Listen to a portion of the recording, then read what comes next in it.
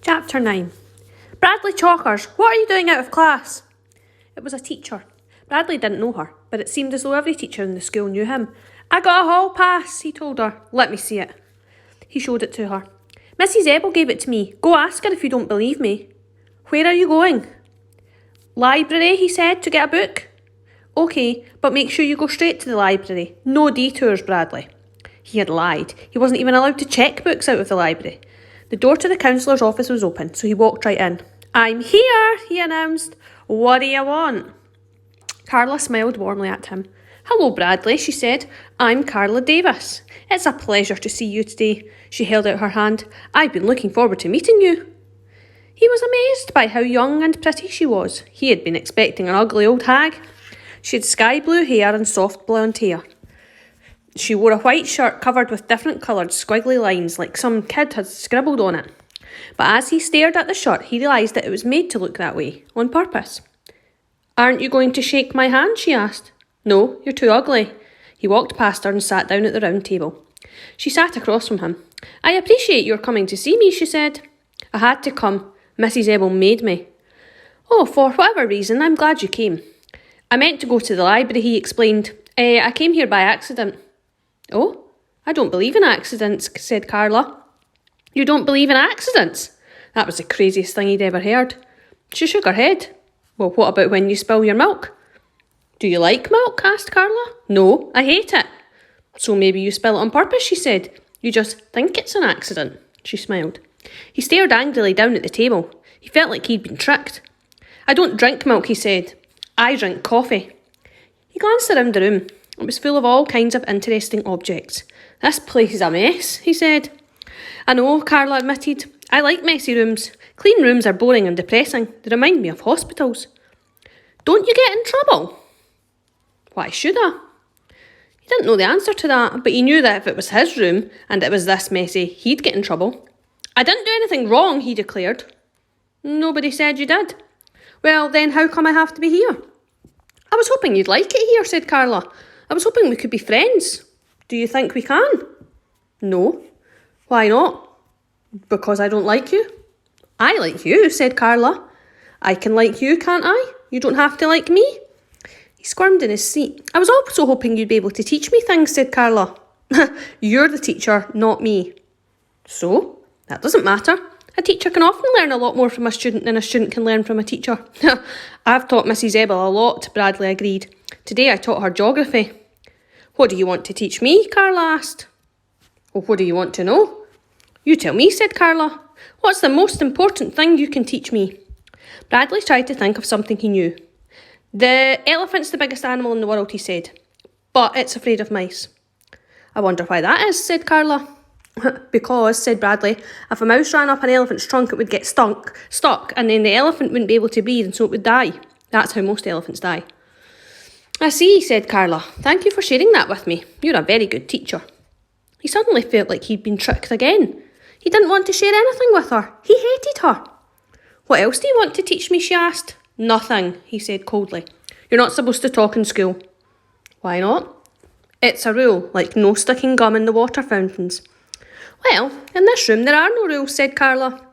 In here, everyone thinks for himself. No one tells you what to do. You mean I can stick gum in the water fountain? You could, except I don't have a water fountain. Can I break something, he asked.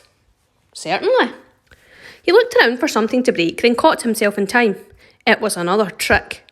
He'd break something and then he'd get in trouble, and nobody would believe him when he said that she had said there were no rules. I'm not in the mood, he said. All right, but if you ever are in the mood, there are a lot of things you can break. Things I like very much, and things that other children use. I will, he assured her. I know karate. He raised his hand sideways over the table. I can break this table in half with my bare hand. Oh, I'd hate to see you hurt your hand. Nothing ever hurts me, he told her. I've broken every table in my house, he declared. The chairs too. Call my mother if you don't believe me. Oh, I believe you, said Carla. Why shouldn't I? Oh, you should. She did too. For the rest of the meeting, no matter what he told her, she believed him. When he told her that his parents only fed him dog food, she asked him how it tasted. Delicious, he said. Meaty and sweet. I've always wanted to try it, said Carla. When he told her that the president had called him on the phone last night, she asked what they talked about. Hats, he answered right away. Hats? What did you say about hats? I asked him why he didn't wear a hat like Abraham Lincoln. And what did he say? Bradley thought for a moment. I can't tell you, it's top secret. Near the end of the session, Carla gave him a piece of construction paper and asked him if he wanted to draw a picture. He chose a black crayon from the big box of crayons and stayed with it the whole time. He scribbled wildly all over the paper. Carla leaned over to look at it. That's very nice, she said. It's a picture of night time, he told her. Oh, I thought it was the picture of a floor of a barber's shop after someone with black curly hair got his hair cut. Oh, that is what it is, Bradley declared. That's what I meant. Oh, it's very good, said Carla. May I have it? What for? I'd like to hang it up on my wall. He looked at her in amazement. You mean here? Yes. No, it's mine. Well, I was hoping you'd share it with me, said Carla. It costs $1. Oh, it's worth it, said Carla, but I only want it if you're willing to share it. No, he said. OK, but if you ever change your mind, I'll still want it. You can make me give it to you, he suggested. No, I can't. Sure you can. Teachers make kids do things all the time. Carla shook her head. It was time for him to return to class. I've enjoyed your visit very much, said Carla. Thank you for sharing so much with me. She held out her hand. He backed away from it as if it were some kind of poisonous snake. Then he turned and hurried out into the hall. When he got to Mrs. Ebble's class, he crumpled his picture into a ball and dropped it into the wastepaper basket next to her desk. Chapter 10. Bradley sat at his desk in the back of the room. Last seat, last row. He felt safe there. The counsellor had scared him. She was even worse than he had imagined. He looked at Jeff, who smiled at him, and then returned to his work. Bradley was glad Jeff was his friend. Jeff and me are a lot alike, he thought. We're both smart, we both hate the counsellor, and we both like sneaking into girls' bathrooms. Actually, Bradley had never been inside a girl's bathroom. It was something he'd always wanted to do, but he'd never had the courage even to peek into one.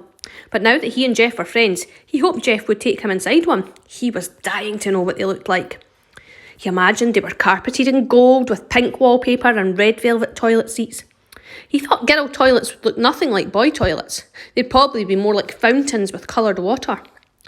So, how'd you like Carla? Jeff asked him after school. They were walking along the sidewalk next to the school building, carrying their raincoats. It was no longer raining. She's weird, he replied. She likes to eat dog food. Jeff made a face. Did she say that? Bradley nodded. She asked me why the president doesn't wear a hat. How am I supposed to know that? Jeff shrugged and said, I don't know. You don't like her, do you? Bradley asked. Oh, I hate her, said Bradley. Oh, me too, said Jeff. I hate her. Bradley smiled his distorted smile. You want to go sneak inside the girls' bathroom? He asked. You mean now? Why not? Now's not a good time, said Jeff. Why not? Jeff thought a moment. Well, there won't be any girls there now, he said. They all go home to use their own bathrooms. Ah, you're right, Bradley agreed. Good thinking. We'll do it tomorrow during recess. Jeff smiled weakly. They walked around the corner of the building. Hello, Jeff, said Laurie Westham. Hi, Jeff, said Melinda Birch. Hi, Colleen said so quietly that the F couldn't be heard. They'd been waiting for him to come by. Somehow they had found out his name. Hello, hi, Jeff answered, blushing. Laurie laughed, then the three girls hurried away. Stupid girls, said Bradley. Yeah, Jeff muttered. I hate them, said Bradley. Me too, said Jeff. Well, why did you say hello to them? Well, they said hello to me first, Jeff replied. So? Jeff shrugged. Well, whenever anybody says hello to me, I always say hello back. Why? Well, I don't know. I can't help it. It's like when someone says thank you, don't you automatically say you're welcome? No. Well, I do, said Jeff. He shrugged again. I guess it's like a reflex, like when you go to the doctor and he taps your knee and you have to kick. You can't help it. It's the same thing. When someone says hello to me, I always have to say hello back. Bradley tried to make sense out of what Jeff said. I know what you can do, he suggested. The next time one of those girls says hello to you, kick her. Chapter 11. A week later, they still hadn't gone into the girls' bathroom. Jeff always had a good reason why it wasn't the right time. Recess was the wrong time because it would be better to wait until after lunch, after the girls had eaten. Lunch was no good because they hadn't had time to digest their food. Listening to Jeff, it would seem that girls never had to go to the bathroom. But Bradley had never been happier. He was thrilled to have a friend. He was even beginning to like school. Jeff had 2 gold stars next to his name. Bradley felt proud when he looked at them, almost like he had earned them himself. "What do you want to do?" Jeff asked. "Nothing," said Bradley. It was lunchtime. They had finished eating and were sitting out on the grass. "Did the counsellor say anything stupid today?" Bradley asked. Jeff hesitated. He looked down at the ground and boldly stated, "I like her." Bradley was shocked. "She said that I can like her even if you hate her," Jeff asserted. "It doesn't mean that you and I can't still be friends. We don't have to agree on everything. She said friendships are stronger when everyone has different opinions to share." "You told her I hated her?" Bradley asked. Jeff nodded. "Good. Except she didn't believe me," said Jeff. "She's weird," said Bradley. "She never believes anything anyone says. I'm not going to see her anymore." "She said you don't have to. I told her you wouldn't show up today and she said that was okay. She said you don't have to do anything you don't want to." Bradley turned and looked back towards the school in the direction of the counsellor's office. "That's one of her tricks," he said. "So, what do you want to do?" Jeff asked. "Nothing." A basketball bounced away from the basketball court and rolled towards him. Jeff jumped up and grabbed it. "Hey, fish nose! Over here!" called Robbie, a boy from their class. "Kick it the other way," urged Bradley. Jeff threw the ball all the way on a fly to Robbie. "You should have kicked it on the roof," said Bradley. "Well, maybe they'll let us play," said Jeff. "Let's ask them." Bradley shook his head. "No, I don't want to." Jeff watched the boys play basketball for a moment, then sat back down with Bradley. "Uh-oh," Bradley said. "Here come those girls again," trying not to say hello to them. "Hello, Jeff," said Laurie. "Hello," said Jeff. "Hi," said Melinda. "Hi," said Jeff. "Hi, Jeff," whispered Colleen. "Hi," whispered Jeff. Laurie laughed as the 3 girls walked away. Jeff shrugged. "I can't help it," he said sadly. "Let's go beat them up," said Bradley. "Then they won't say hello to you anymore." He started after them, but Jeff didn't follow. "Come on," Bradley urged. "Girls are easy to beat up. You just have to hit them once and they cry and run away."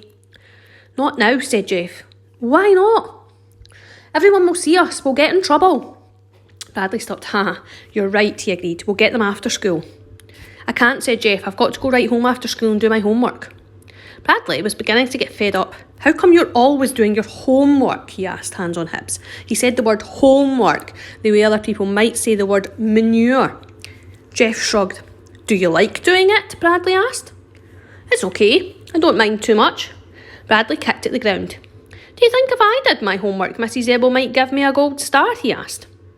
"Well, I don't think she just gives gold stars just for doing homework," said Jeff. "But she might." "Maybe I should do it sometime," said Bradley. "Well, why don't you come over after school today?" Jeff asked. "We can do our homework together." Bradley's face twisted in anguish. "Today? I don't think today's a good day to do homework." "I can help," Jeff started to say, then stopped. "You can help me with the stuff I don't understand." "All right," said Bradley. "I'll do it." "Good," said Jeff. "But first we'll beat up those girls," said Bradley. "Then we'll go to your house and do our homework."